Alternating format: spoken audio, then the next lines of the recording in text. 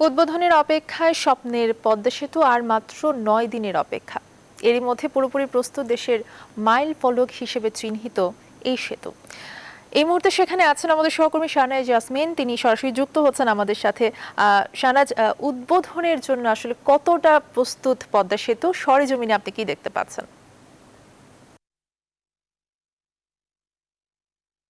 পদ্মা সেতুর জাজিরা প্রান্তের শিবচর থানার কাঁঠালবাড়ি ঘাটে, এবং যেখানে 25শে জুন প্রধানমন্ত্রী প্রায় 10 লক্ষ লোকের মহাসমাবেশ হবে, সেই মহাসমাবেশে কথা বলবেন প্রধানমন্ত্রী। সেটাকে আমরা আসলে মহাসমাবেশ বলছি এই কারণ 10 লক্ষ লোক, এখানে যে স্থানীয় সরকার মন্ত্রী একটু আগে আসছেন তিনি বলেছেন প্রায় 12 থেকে 15 লাখ লোক থাকবেন।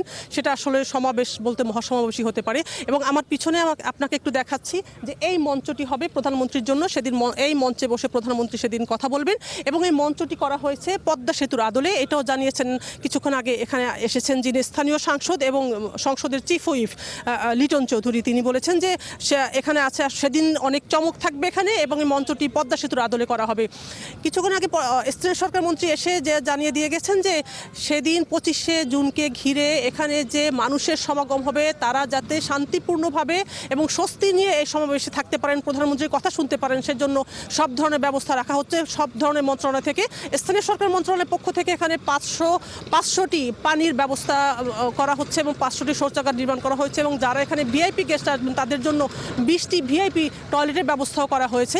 আমি এখন একটু এখানে কথা বলবো জনস্বাস্থ্য প্রকৌশল অধিদপ্তরের, এখানে আছেন যে ফয়জুল আহমেদ সুমন, তার সাথে যে তাদের প্রস্তুতি কি সেদিনকে ঘিরে। যে আগামী 25শে জুন মাননীয় প্রধানমন্ত্রী আমাদের যেই স্বপ্নের পদ্মা সেতু উদ্বোধন করবেন, সেই উদ্বোধন উপলক্ষে এখানে কাঁঠালবাড়ি স্থানে যে মহাসমাবেশ আপনি বললেন সেটা হবে।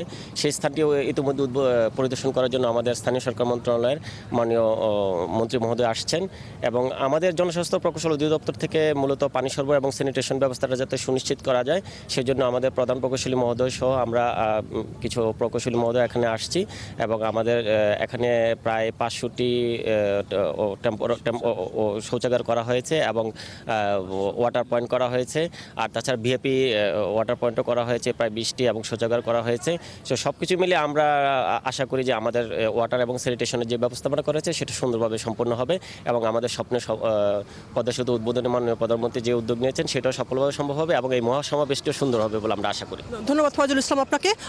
এখন পর্যন্ত আমরা যেটি দেখছি যে এখানে সব ধরনের প্রস্তুতি নেওয়া শুরু হয়ে গেছে, এবং ব্যাপক উৎসাহ উদ্দীপনা এখানকার মানুষের মধ্যে যে 25শে জুন কবে আসবে, কবে তারা পদ্মা সেতু পার হবে।